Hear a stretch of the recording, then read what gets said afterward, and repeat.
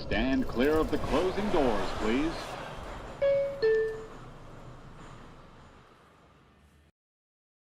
Man, oh man, I just cannot make sense of the 2025 New York Mets. This team is just about as bipolar as they can possibly come, as they come back from down 6-1 in the opening game of this series. That coming on the heels of losing 2 out of 3 at home to the Nationals, and before that, winning 2 out of 3 against the playoff team that is the San Diego Padres. And then they have the stinker that they had last night, where it just felt like that game was pretty much over in the third inning after Jonah Tong got pummeled for 5 runs, and the Mets bats were completely limp pretty much the rest of the night. And then they come out today, they score a run in the first that is probably the most unconventional way you could possibly score a run. I mean, I've never seen that before. They tack on another, and eventually it's a 6-0 lead, only to watch it slowly start to slip away, even with Nolan McLean on the mound, even racking up a career-high 11 strikeouts in this game, as the Cubs hit home runs in 3 consecutive innings, and this lead just keeps getting narrower and narrower, and then somehow it ends up being the bullpen that saves the day for the Mets, as they allow just 1 hit in the final 4 1/3 innings pitched.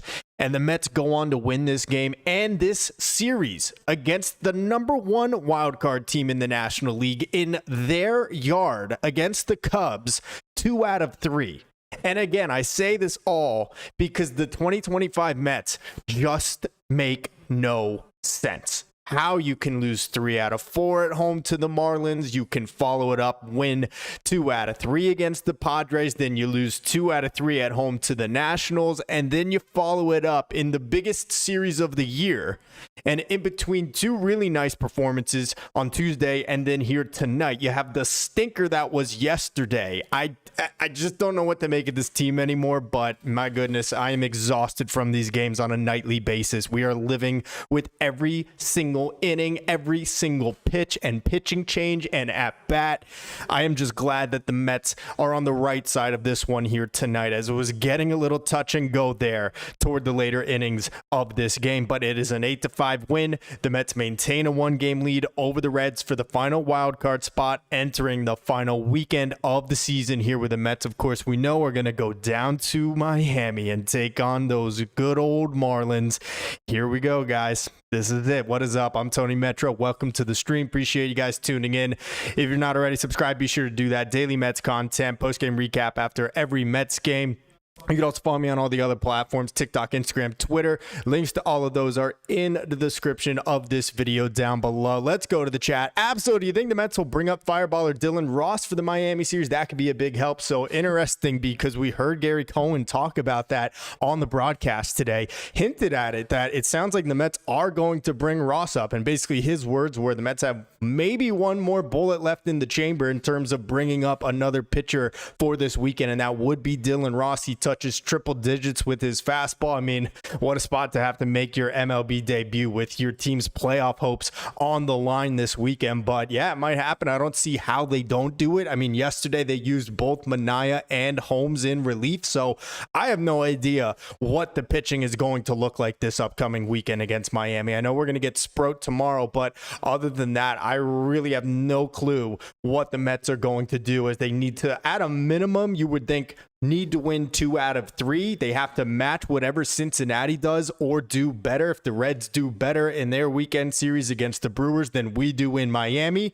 that's lights on the 2025 Mets. The Reds will take it because of the tiebreaker. So all hands on deck for this upcoming weekend. Would not be surprised to see Ross called up and pitching for this team. Armand, holy shit, we won a series. I mean, dude, this is, like I said, just rinse and repeat. You know, we win a series against the team that, you know, is probably better than us, that is ahead of us in the playoff standings, that's for sure.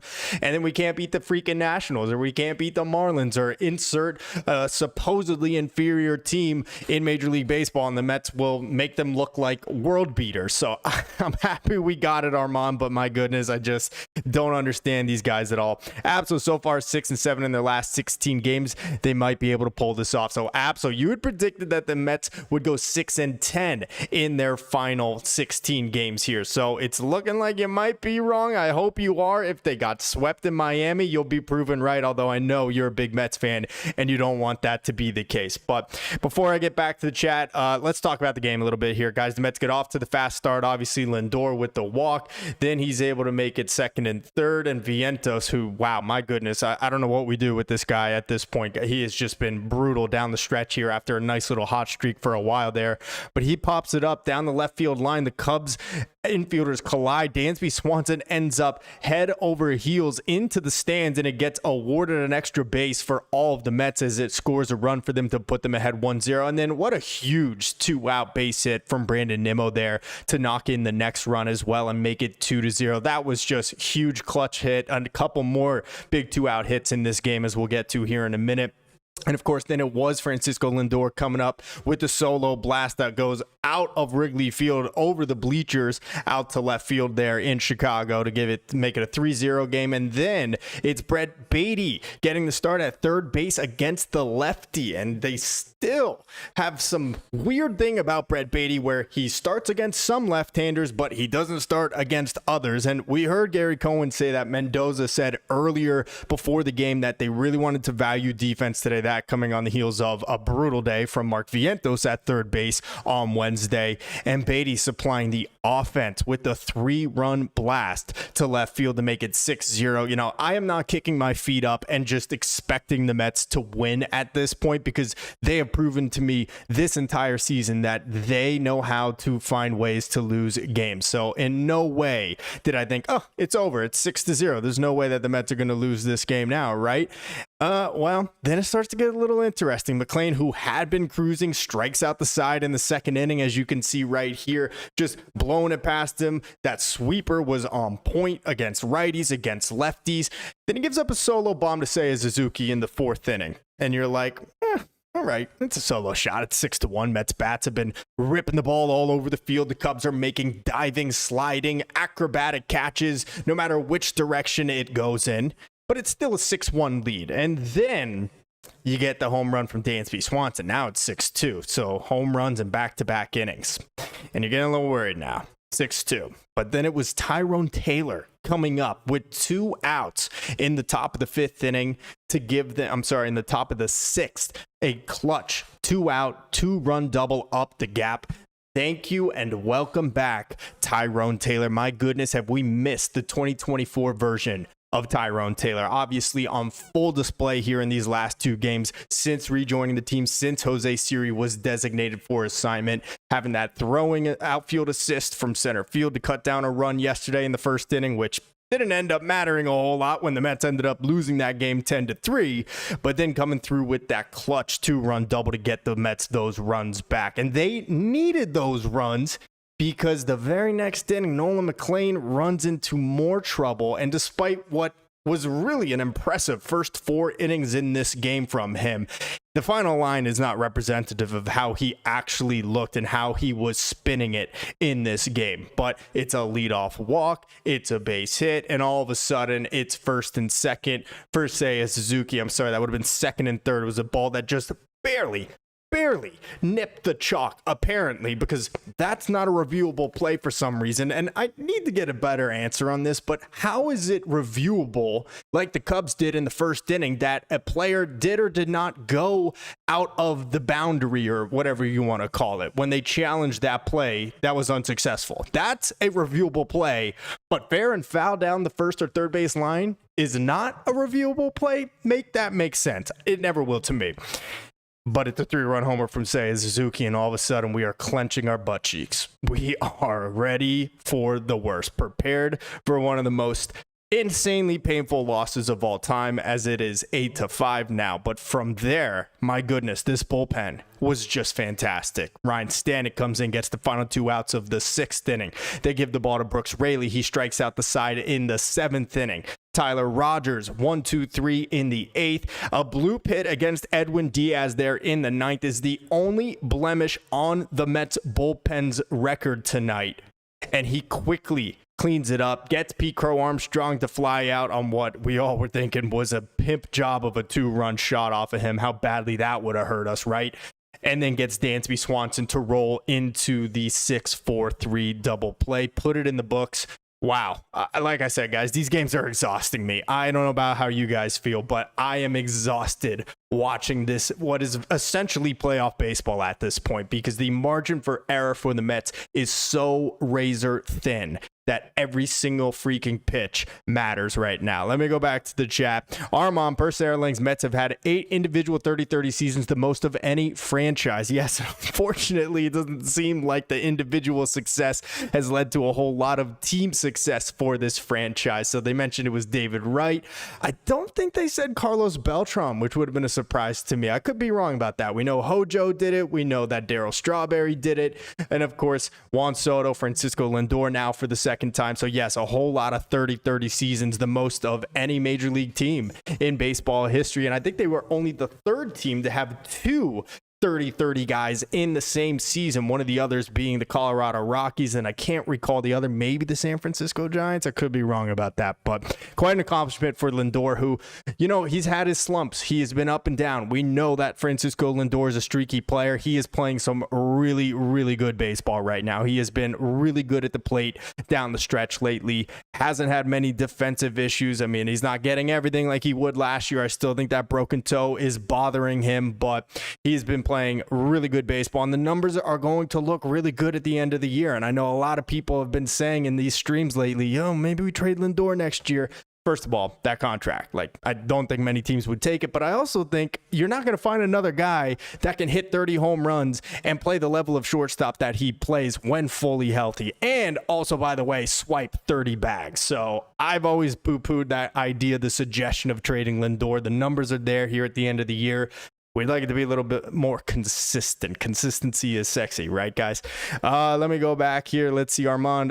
Per Sarah Links, Francisco Lindor, 5th player with the 30-30 season this year. That's the most of any season in MLB history. I mean, and you look at what is happening around baseball in terms of home runs. There are 4 guys with 50-plus home runs. Ohtani, Judge, Schwarber, and Cal Raleigh all have 50-plus home runs. I don't remember the last time that has happened. Don't know if it has ever happened, but offense in baseball is totally up, and it makes me a little skeptical about what Major League Baseball might be doing, either doctoring up these balls, shrinking the strike zone a little bit. I don't know. There's a lot of kind of weird, creepy things that I think MLB does behind the scenes to increase the amount of homers and offense in the game. Armand says teams with multiple players with 30-plus homers, 30-plus stolen bases in a season 2025. Soto, Francisco Lindor, yes, there you go, 96. It was Dante Bichette and Ellis Burks for the Colorado Rockies, and the only other time, another Met team tandem, duo, whatever you want to call it, Hojo and Darryl Strawberry in 1987. Very cool. Thank you, Armand. I appreciate that. Absol Marlins put up their best 3 arms for this series. They want to make a statement and play spoiler. Mets have to go all out this weekend. No excuses. I am very concerned about this weekend, guys. I am not going to lie. I am terrified. I don't know how old everyone here is that is watching these streams and has subscribed to me, but I am 31. I just turned 31 this past weekend. I was about 12, 13 years old in 2007, 2008, 7th, 8th grade, when the Mets had those collapses on the final day of the season to the Marlins. It is embedded in my soul. And until I see them not do that again, I have no choice but to believe it's going to happen again. And I'm knocking on wood here, but wow, this is terrifying. And I said it for weeks now. I am praying the Mets have this wild card spot locked up before that final weekend in Miami. But here we are.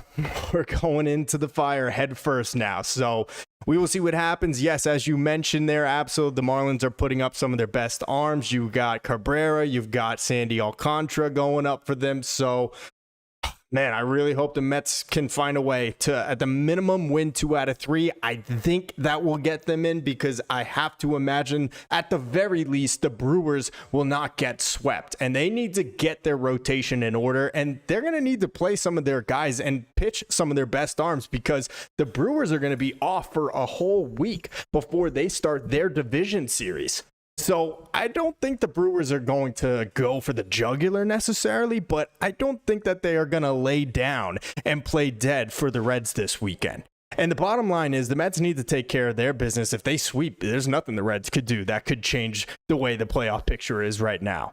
But let's be honest. Do any of us expect the Mets to sweep the Marlins this weekend in Miami? I don't think so, especially as I said earlier, who even knows who's going to be pitching for them this weekend? Obviously no McClain, obviously no Tong, not that I think that any of us would want that at this point. We just saw Sean Manaea and Clay Holmes pitch in relief yesterday. So I don't know who's going to even be pitching for the Mets this weekend, but I am hoping the bats come out and look as good as they did today, as good as they did on Tuesday, and that comeback victory. And hopefully that'll be able to carry them to a big win. Couple big wins down there in Miami. Let's see. Elvin says, for all you Beatty haters, you know who Beatty is, the future third baseman for a long time. Elvin, you have been steadfast since the beginning of the year when I first started doing these streams that you are a Beatty believer. I'll hand it to you. Beatty has had a much better year than I would have imagined. Now 18 home runs. That put him at 50 RBIs.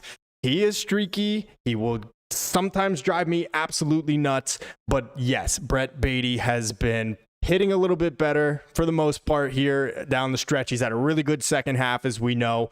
Went into a little bit of a lull, but that was a huge 3-run home run, and I mean, clearly has had a much better season than Mark Vientos, both at the plate and in the field. I mean, Vientos 0 for 4 today. He gets credited with an RBI, apparently, at least according to SMY, for that pop out that Swanson fell into the stands on. But Vientos really just another brutal night at the plate. A 3-pitch strikeout later in this one. So, look, this is it, guys. This is it. It's go time. You play who is playing the best right now. We know Terrenz got in there because Francisco Alvarez was cramping.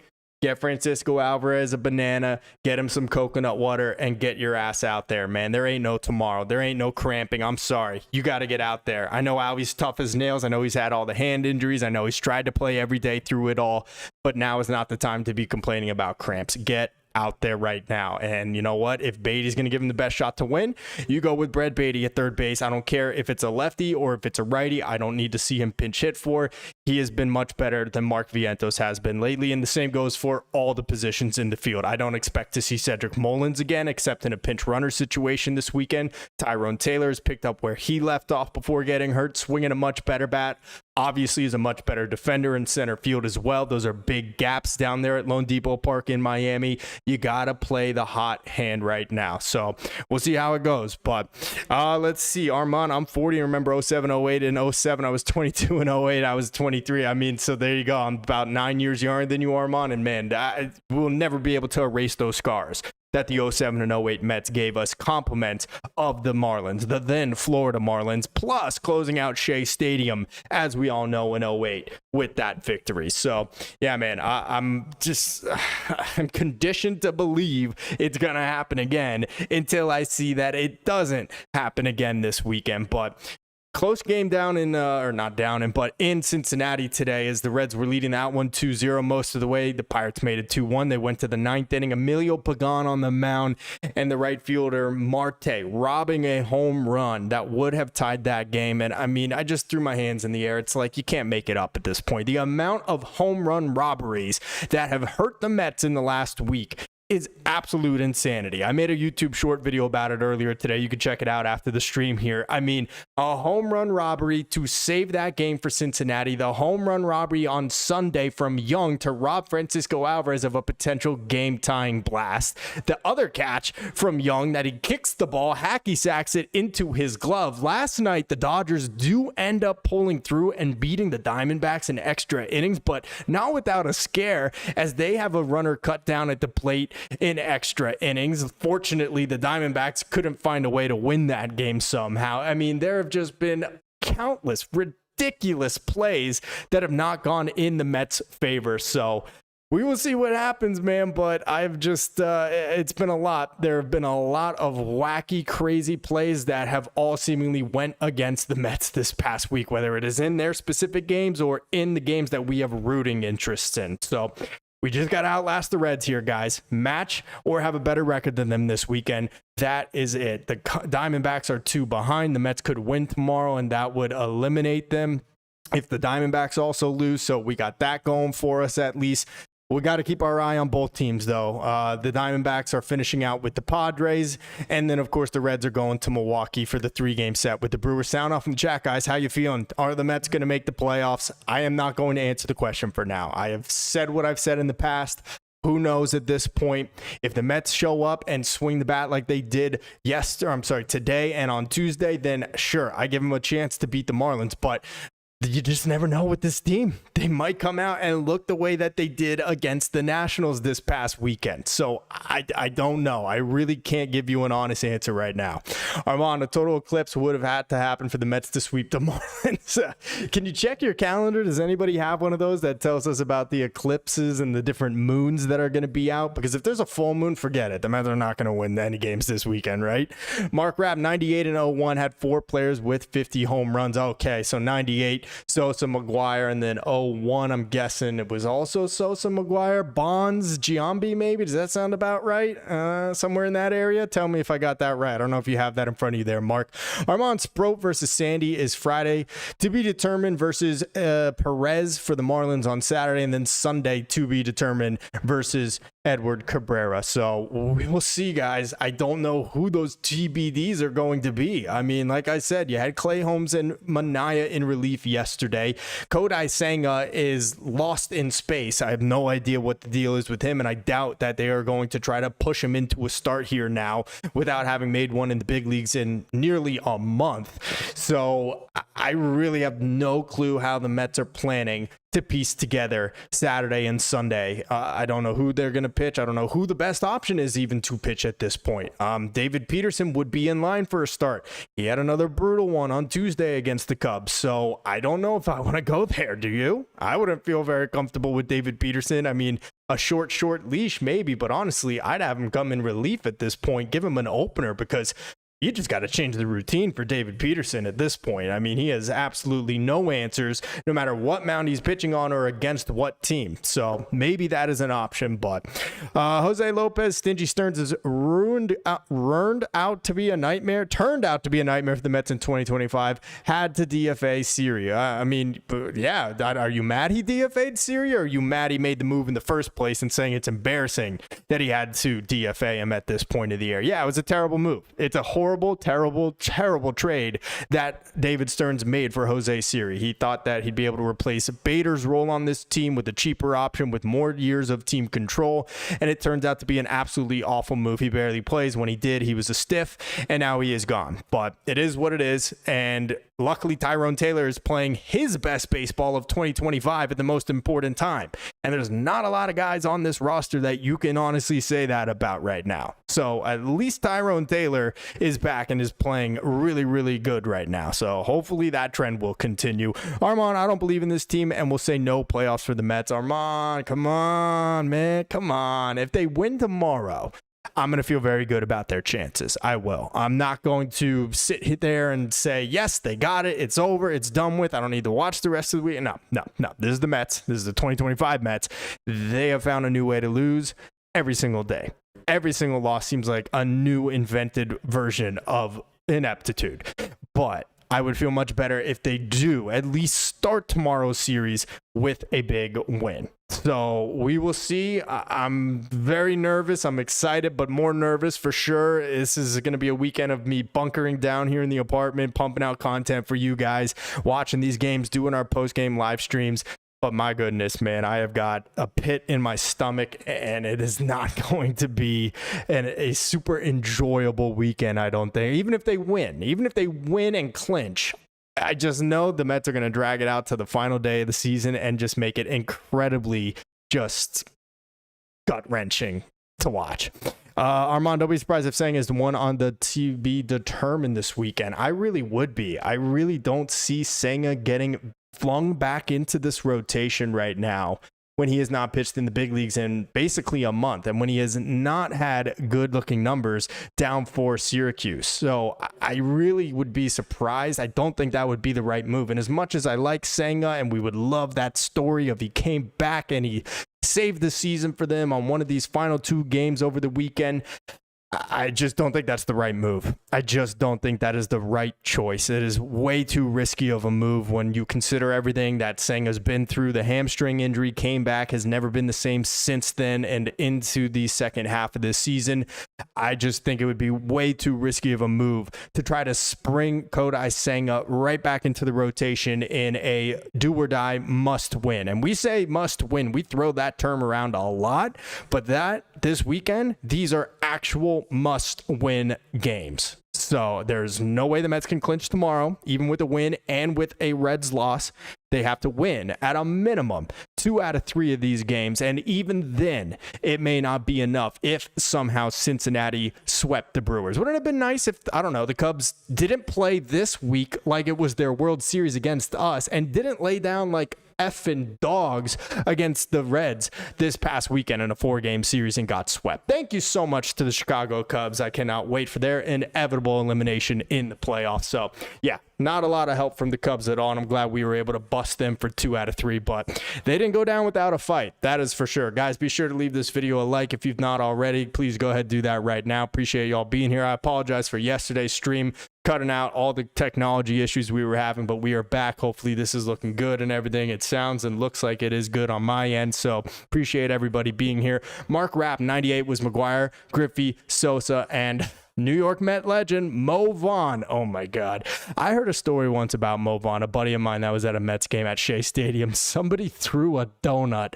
that hit Mo Vaughn in the back while he was on the on-deck circle. And I think you mean Mo Vaughn, not Greg Vaughn, right? I'm assuming it was Big Mo while he was, I guess, a member of it would have been the Red Sox at that time, unless he had gone to the Angels already in 98. But I'm pretty sure Mo Vaughn had that 50 home run season, and that was in as a member of the Boston Red Sox.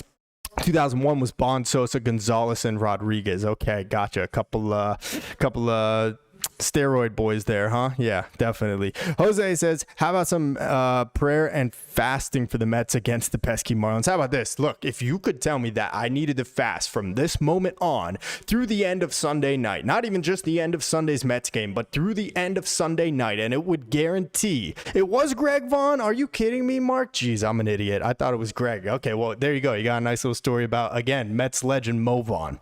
But if you told me, Jose, that I needed to fast from this moment on through the end of Sunday so the Mets make the playoffs, 100%. Done deal.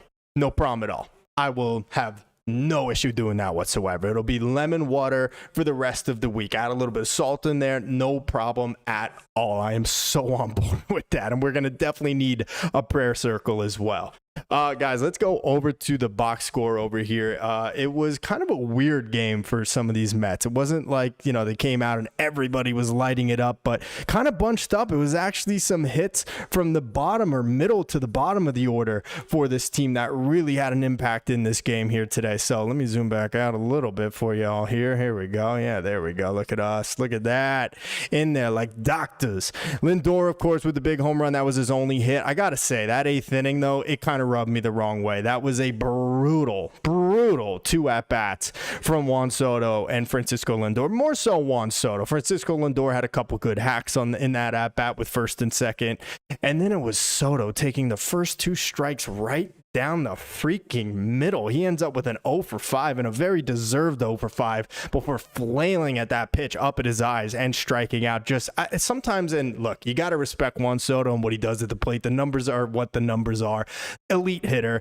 He doesn't mind getting down in the count 0-2, but sometimes you're just like, dude, it's right down the freaking middle. Swing the bat. You can't ask for a better pitch than what you just got, but whatever. It doesn't end up costing the Mets.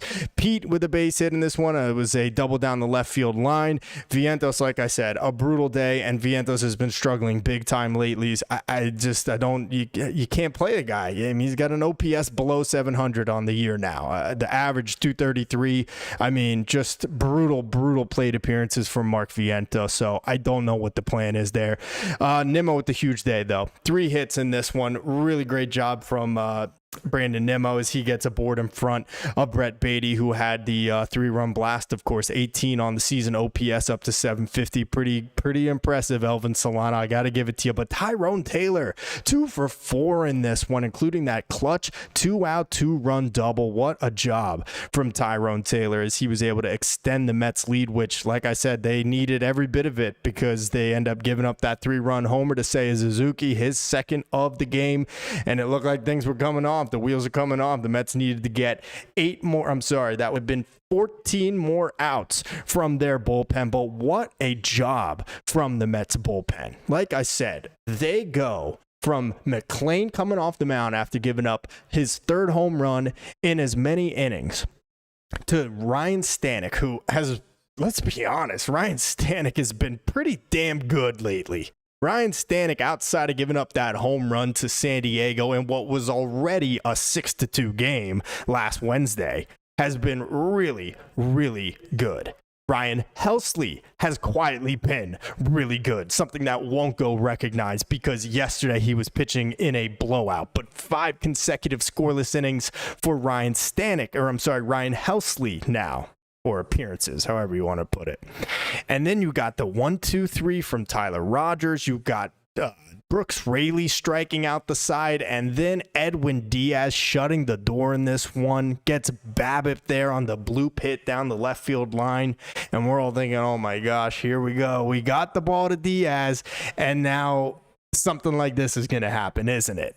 But he was able to recover there, gets the fly out from Pete Crow Armstrong, and then the double play from Swanson as the Mets are able to pull this one out and win a final of 8-5. So, guys, 1-game lead in the wild card. We will see what happens from here. The Mets have to do better than whatever the Reds do this weekend. If they do that, or I'm sorry, they don't have to do better. They have to match or do better than whatever the Reds do this weekend. So if the Mets win 2 out of 3, and as long as the Reds don't sweep, the Mets are in. If the Mets only win 1 out of 3, well, the Reds need to either win only 1 or get swept. Anything better than what the Mets do this weekend, and of course, the Reds will get the tiebreaker. So hopefully it doesn't come down to that. Hopefully it doesn't come down to the final game of the season, but knowing the 2025 Mets, knowing the New York Mets history as a franchise, something tells me it's probably going to come down to the 12th hour or whatever that phrase is. Let's hear what some of the guys have to say. Lindor, big game. This is what he had to say just about the Mets controlling their own destiny here, entering the final weekend of the season with the Marlins. Miami now, what position you guys are in?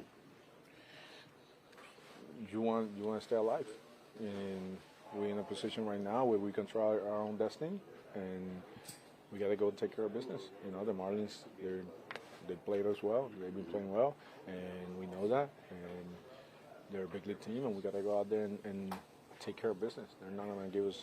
They're not going to give anything away. What's it mean to be going to this?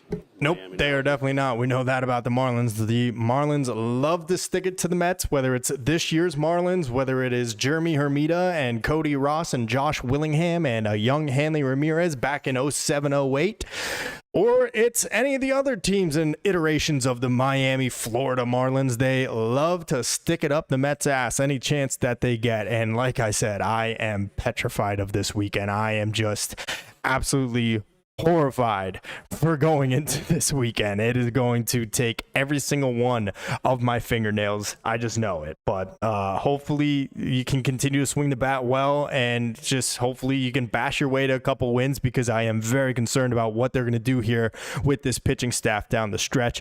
Nolan McClain, I really honestly don't want to hear from him, because as dominant as he looked in the beginning of this game, the wheels really did fall off there. I'm not, upset with him or anything, but we don't need to really hear about what he had to say. But hey, this one's for Elvin Solano. Here's what Carlos Mendoza had to say about Brett the Hitman Beatty. Well, what is the level of growth that you've seen from him here? Yeah, I mean, it's pretty impressive, It hasn't been easy for him, but I think he feels like, he's an everyday player here at this level. We're talking about the defense at third. We're talking about defense at second base, but then some left-on-left at bat, kind of like the one what we saw today, So confident player now, having good results and playing with joy and with confidence, like I said. Talk about Oh, sorry. Like I said, guys, I don't care about the lefty-righty matchup. I don't care. You continue to play Brett Beatty here down the stretch. Mark Vientos has been horrific lately. Beatty has been proving that he can hit lefties this whole, thing where it's a mystery which lefty he's going to play against and which lefties he's not going to play against is just ridiculous at this point. I am rolling with Brett Beatty the rest of the way. He gives you the better defense at third base. That is the most obvious statement that might have ever been uttered on one of my streams before. So you got to go with Beatty here over the weekend. There's only going to be righties starting as far as I know for the Marlins with Cabrera, with Alcantara, and with, I think it's Perez, right? So I don't see how Brett Beatty is not starting all 3 games this weekend down in Miami. But last 15 for Beatty, a 289 average, 333 OBP, a 533 slug, really solid. His last 30 games, power number not as high. He's got the 3 home runs that he's had in his last 30 games have actually come here in the last 15 games, but still the average 299. I know some people don't care about batting average. I still believe it's pretty important, but 352 OBP during that time as well has been much, much, much better. And then Mark Vientos, these are going to be a little bit skewed because Vientos was on a little bit of a tear there. In his last 30 games, had a 216 average though, 292 OBP. I mean, just had the 6 home runs in there, but in his last 15 games now, just 1 bomb, 5 RBIs, and a 160 average for Vientos, 20 strikeouts in his last 15 games. I was a believer in Vientos. I'm not sure where I'm going to fall on that end of the spectrum here when the season concludes, but it is readily apparent that you need to enter this offseason not giving blind faith to him that he is automatically the third baseman next year. In fact, I think most people have already flip-flopped and said, hey, it's Beatty, or they always were a believer in Beatty. But obviously, it has just been a completely lost season here for Mark Vientos. Beatty gives you the better, more professional at-bat right now. He plays, obviously, much better defense at third base, so got to roll with Brett Beatty here for the rest of the way. Here's Mendy on McLean. That'll be the last one I think that we'll listen to here. Yeah, a lot of confidence. You feel good about your chances every time he takes a baseball. Today was the perfect scenario there where a couple of guys on, he's up 91, 92 pitches, and you still feel really good about him getting out of that situation. But overall, just the poise, just the way he goes about his business. And I'm going to continue to say the way he makes adjustments, and what's working for him. Recognize today was a cutter, and he kept going after, using that pitch. So there's a lot to like, and he's got so many weapons. So let me ask you guys this, because a lot of people that I was having conversations with, either over text, online, whatever it may be, were very upset that Carlos Mendoza left Nolan McLean in to face Seiya Suzuki with second and third there in the 5th inning, right before he gave up the 3-run homer. That made it 8-5. I'm going to be honest with you. I'm sorry. This guy gets blamed for everything that he does, and he's not always pressed the right buttons. I will admit that about Carlos Mendoza. But he's damned if he does, he's damned if he doesn't. And I'll tell you why I didn't have any issue with Carlos Mendoza not pulling Nolan McLean there. And McLean definitely was starting to lose the zone. He wasn't getting the same spin rate on his slider that he was earlier in the game. You could tell. But Nolan McLean is clearly, outside of Edwin Diaz, who is not coming into pitch in the 5th inning, the best pitcher on this staff right now. And he just struck out 11 batters in the first 4 2/3. Think about that. He got 14 outs in this game. 11 of them were strikeouts. I am going down with my best. I am going down guns blazing. I am keeping Nolan McLean in this game. So for me, I'm sorry, in the 6th inning. You're correct. I'm sorry about that, Armand. I am rolling with Nolan McLean in that spot. I am not pulling him. I'm sorry. There's not a better option you can convince me of. You can't tell me that even though Stanek did come in after the bases were cleared on the 3-run homer, that he was going to have more success closing that inning out, getting out of it unscathed. Or if you had went to Rogers, or if you had went to Raley, which of course you wouldn't have gone to with a righty at the plate in Suzuki. My point is, you can't just always point the finger at the manager. You can't say when he pulls a guy, he pulled him too early, and then when he didn't pull him and he gives up a home run, why did you leave him in? It is such a thankless job, and I am not by any means a Mendy stan or a manager stan and always going to side with them. But at a certain point, the players either get the job done or they don't. And unfortunately, McLean in that spot didn't get the job done, but I don't blame Mendoza for going down with his top gun. And that is Nolan McLean right now. So I know there was a lot of discourse on why did you leave him in? You could tell he was losing it already. Gave up a double and a walk. You got to go with your best gut, your best guy in that spot. And that 100%, even approaching 90 pitches or just barely above at that point in the game, is still Nolan McLean. And fortunately, that just becomes a talking point that maybe we'll revisit in the postseason if we get to see Nolan McLean starting game one for this team in a wild card series. Hopefully that is the case, but there is still work to be done. Armand says, I agree. Keep McLean in. Armand, my man. Yeah, I think there's no way you can convince me there was a better option than trying it with McLean, and unfortunately it just didn't work out. But guys, go ahead, leave this video a like. Really appreciate y'all being here. Go ahead, do that right now. Thank you so much. And again, I apologize for yesterday's stream getting disrupted the way that it did, but glad to see that everything is working again here. Again, we got 3 more of these for the regular season at least, and we will see hopefully some more for the playoffs. So let's go ahead and preview it. Guys, this is the season here. It is on the line. Brandon Sproat taking on Sandy Alcantara. So this will be Sproat's 4th career start, his last time out against the Nationals. Didn't have a bad start, but it was a little weird with the errors in the field. He committed one of them himself. He does end up getting charged with 4 earned runs in that one. That was, of course, where Siri dropped that fly ball, and they gave it as a double to the, who was it? The Nationals hitter, whoever it was at the plate.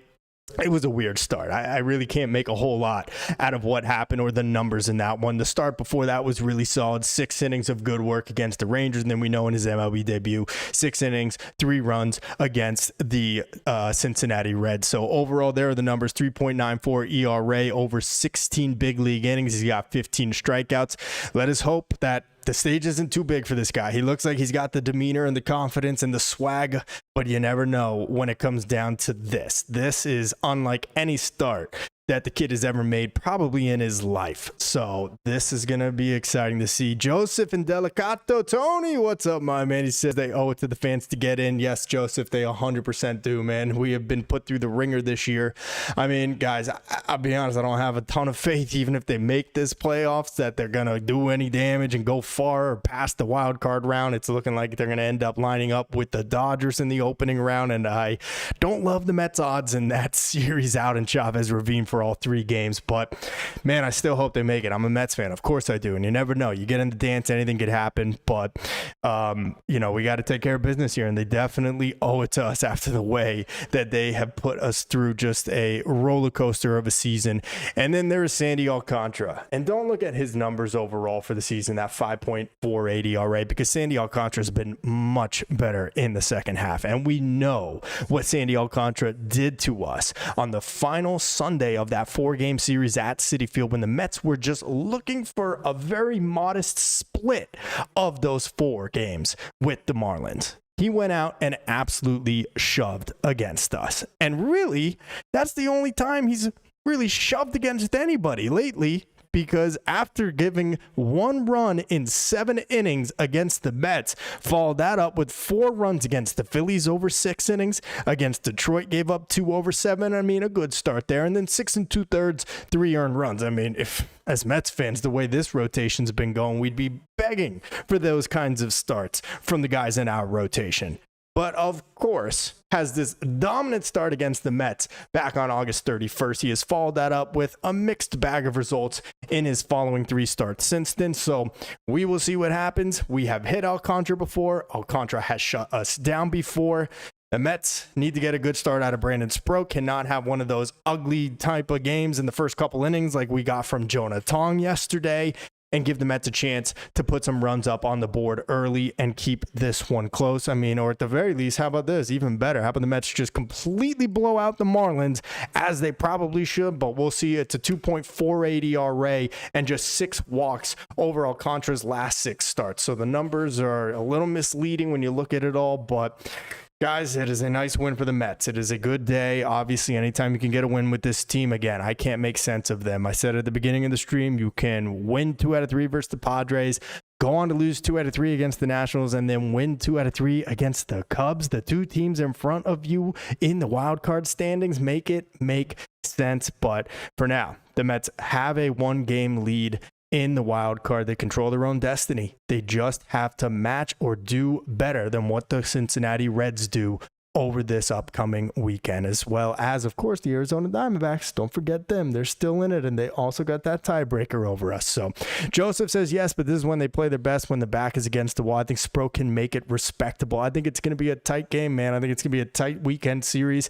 Those games against the Marlins were, for the most part, tight, other than what Tom Glavine did on the Sunday in 2007. But we will see, guys. This is it. It is nut-cracking time, man. We will see what happens. I am very nervous, but I'm going to be here with you guys through it all. We're going to have a post-game stream tomorrow night. We're going to have one Saturday after that game and Sunday after the regular season finale. I am praying that the Mets will have it clinched already before then, but knowing this team, probably not how it's going to go. But, guys, this is going to do it for the stream. Go ahead and leave a like on this video. Go ahead and do that now if you have not already. Really appreciate y'all being here. Thank you to everyone in the comment section. Thank you to everyone watching. Really appreciate everybody. And again, we will be back with a post-game recap after the opening game of the Mets-Marlins series tomorrow night. Here we go. This is it. Season's on the line. Until next time, though, guys, I'm Tony Metro. Stay true to the orange and blue.